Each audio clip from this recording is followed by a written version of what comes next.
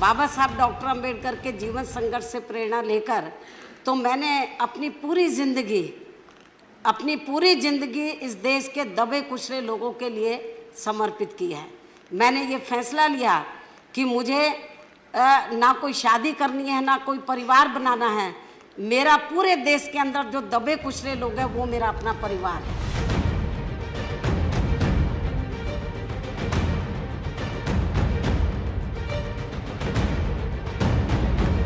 दलितों, आदिवासियों, पिछड़े वर्गों, मुस्लिम, गरीबों, मजदूरों, बेरोजगारों, नौजवानों, हमारी पार्टी की सरकार बनने पर पूरी ईमानदारी व निष्ठा से अमल किया जाएगा।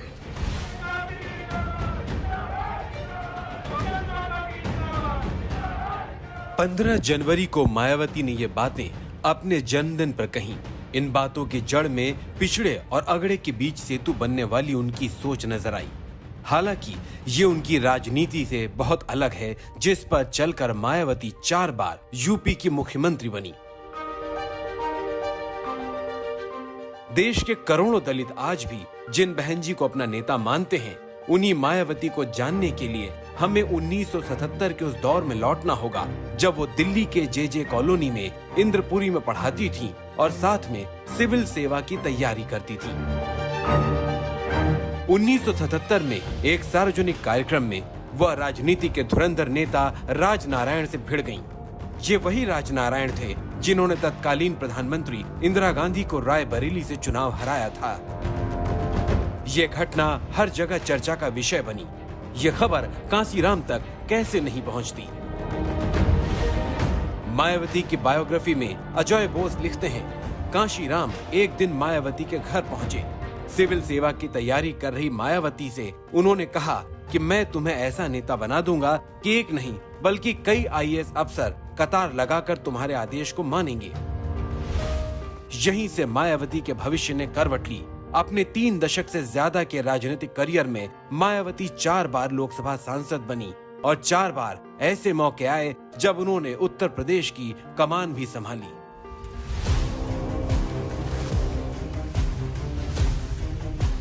तीन जून 1995 ये वो ऐतिहासिक दिन था जब पहली बार कोई दलित महिला भारत के किसी राज्य की मुख्यमंत्री बनी।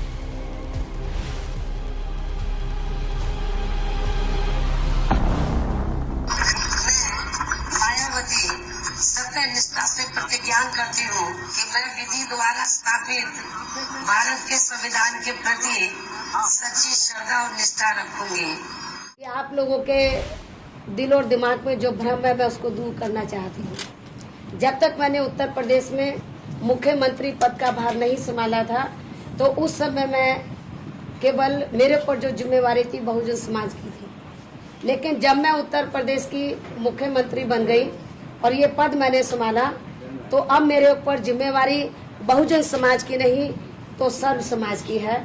मैं आपको विश्वास दिलाना चाहती हूँ कि उत्तर प्रदेश के अंदर तो कोई भी व्यक्ति चाहे किसी जाति से संबंधित है या किसी भी धर्म से संबंधित है तो उनको न्याय जाति और धर्म के आधार पर न्याय आंक कर नहीं दिया जाएगा, बल्कि जो भी उनके साथ जुर्म जाति होगी तो उनको पूरा इंसाफ दिया जाएगा। राम मंदिर आंदोलन के बाद हुए विधानसभा चुनाव 1993 में पहली बार यूपी में सपा बसपा ने गठजोड़ किया और गेस्ट हाउस कांड के बाद दोनों दलों के रास्ते अलग हो गए। तब बीजेपी के समर्थन से मायावती सीएम बनी। तब वह 4 महीने ही मुख्यमंत्री रहीं, लेकिन उनके जिस फैसले के लिए उन्हें याद किया जाता है वो है अंबेडकर नगर जिले और उधम सिंह नगर जिले को बनाया जाना।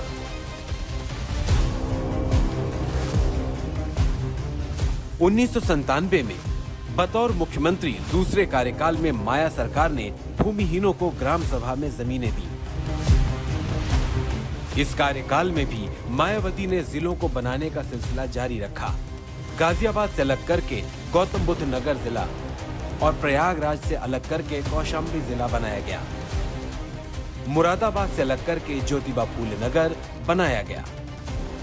अलीगढ़ से अलग महामाया नगर जिला बनाया गया और छत्रपति शाहूजी महाराज नगर भी बनाया गया, जो सिर्फ 6 महीने तक ही अस्तित्व में रहा। 2002 में इस बार भी वो बीजेपी के समर्थन से ही सीएम बनी। इस बार 511 एकड़ में फैले गौतम बुद्ध यूनिवर्सिटी की आधारशिला रखी।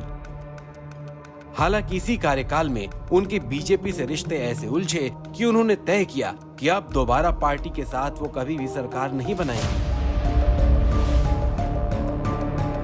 इस बार मायावती ने अकेले दम पर पूर्ण बहुमत हासिल करके राज्य की मुख्यमंत्री बनी।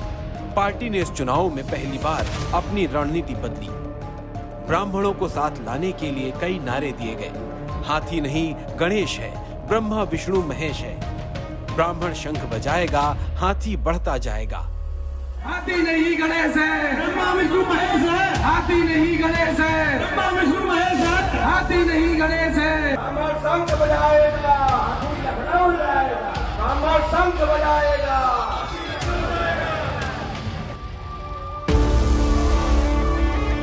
इसी का नतीजा हुआ कि चुनावों में पार्टी को प्रदेश में 37% ब्राह्मण वोट मिले और पहली बार बीएसपी अकेले दम पर यूपी की सत्ता में पहुंची। 2009 में हुए आम चुनाव में उसे यूपी में सबसे ज्यादा 27.42% वोट मिले। 2007 में जब ब्राह्मण मतदाताओं ने मायावती को रोहित वोट दिया, उस समय लोगों ने कहा कि एक दरवाजा खुल गया, दीवार गिर गई। ठीक है ना, दीवार क्यों गिर गई कि एक ब्राह्मण कैंडिडेट का खुले मंच में लाखों की भीड़ के सामने दलित मुख्यमंत्री कैंडिडेट के पैर छूना, ये सामाजिक ताने बाने में बहुत बड़ी चीज थी। जो लोग अगर जातिगत समीकरणों को समझते हैं, ये बहुत बड़ा टेक्टोनिक शिफ्ट था। और वो एक टेक्टोनिक शिफ्ट में जो दीवारें गिरी, तो हम ये भूल जाते हैं कि दीवार गिरती है तो आवागमन दोनों साइड का हो जाता है ना। यानी अगर ब्राह्मण गया दलित मुख्यमंत्री के लिए, तो दलित आएगा इधर की तरफ भी। तो ये लोगों ने सोचा ये वन वे ट्रैफिक है। वन वे ट्रैफिक ऐसा सामाजिकता में होता नहीं। इसी कार्यकाल में मायावती ने सरकारी नौकरियों में प्रमोशन में आरक्षण की व्यवस्था की, जिसे सुप्रीम कोर्ट में चुनौती दी गई। सुप्रीम कोर्ट ने राज्य सरकार के इस फैसले को खारिज कर दिया था। पूर्ण बहुमत वाली ये सरकार ही मायावती के कार्यकाल में सबसे अधिक विवादों में भी रही। भ्रष्टाचार के आरोप, ताज कॉरिडोर मुकदमे को रोकना, मूर्तियों का निर्माण। मायावती ने करोड़ों रुपए में दलित प्रेरणा स्थल का निर्माण कराया। इसमें कांशीराम समेत पार्टी के चुनाव चिन्ह हाथियों और खुद की भी प्रतिमा बनवाई। टिकट बेचने के आरोप, मायावती को दलित नहीं दौलत की बेटी कहा जाने लगा। ताज कॉरिडोर मामले में सीबीआई चार्जशीट में मायावती और नसीमुद्दीन सिद्दीकी के खिलाफ फर्जीवाड़े के गंभीर आरोप लगाए गए। लेकिन जैसे ही मायावती 2007 में सत्ता में वापस आई, तत्कालीन राज्यपाल ने इस केस में मुकदमा चलाने की इजाजत देने से इनकार कर दिया और सीबीआई की विशेष अदालत में चल रही कार्रवाई ठप हो गई। नोएडा में दलित प्रेरणा स्थल और लखनऊ में अम्बेडकर पार्क जैसे निर्माणों से मायावती को न सिर्फ तीखी आलोचना का सामना करना पड़ा, बल्कि उन पर भ्रष्टाचार के भी आरोप लगाए गए।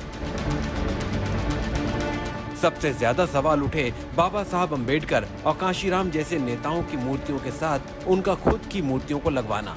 ये पहली बार था जब भारतीय राजनीति में किसी नेता ने जीते जी अपनी मूर्तियां लगवाई हों। इसी कार्यकाल में उन्हें अपनी ही पार्टी के सांसद जुगल किशोर से टिकट बेचने के आरोप का भी सामना करना पड़ा।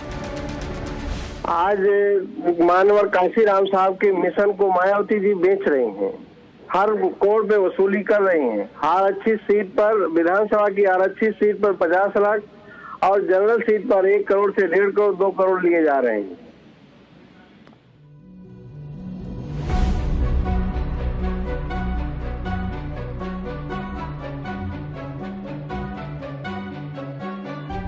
और फिर जन्मदिन पर नोटों की माला पहनाने वाली इस तस्वीर ने विपक्ष को उन पर हमला करने का एक और मौका दे दिया। वो उन्हें दौलत की बेटी कहने लगे। पार्टी में थे तब एक पार्टी एक आंदोलन थी, लेकिन बहन जी आपने बीएसपी को तो आप दुकान में तब्दील कर दिया है। पैसे दो और टिकट ले जाओ। तो आप दलितों की नहीं बल्कि आप दौलत की बेटी हैं। इसके बाद धीरे धीरे मायावती की अगुवाई में बीएसपी को लगातार हार का सामना करना पड़ा। साल 2012 हो या 2017, यूपी की जनता ने मायावती को सत्ता से दूर रखा। शायद यही वजह है कि 2022 चुनाव से पहले मायावती ने साफ कर दिया कि अब वो सत्ता में लौटी तो मूर्तियां नहीं बनवाएंगी। फिर से हमें कोई नया स्मारक या पार्क या उनकी मूर्तियां आदि फिर से लगाने की जरूरत नहीं पड़ेगी। भले ही मायावती इस वक्त सत्ता से दूर हैं, लेकिन उनकी छवि आज भी उस सख्त मिजाज नेता की है जो अपने कड़े फैसलों के लिए जानी जाती है। ये आंकड़े उसकी गवाही देते हैं। 1997 में मुख्यमंत्री रहते रिव्यू मीटिंग ली और उन्होंने 127 अधिकारी सस्पेंड किए। 2002 में 12 आईएएस अफसर और 6 आईपीएस अफसर सस्पेंड किए। 4 बार प्रदेश की मुख्यमंत्री रही मायावती भले ही एक दशक से यूपी में सत्ता के गलियारों से दूर हो, लेकिन उनकी पकड़ आज भी यूपी के बड़े वर्ग पर है। सत्ता में उनके वोट बैंक की भूमिका बेहद अहम है। इसीलिए जितनी भी राष्ट्रीय पार्टी हो या क्षेत्रीय पार्टी, मायावती के दबदबे को कोई भी खारिज नहीं कर सकता।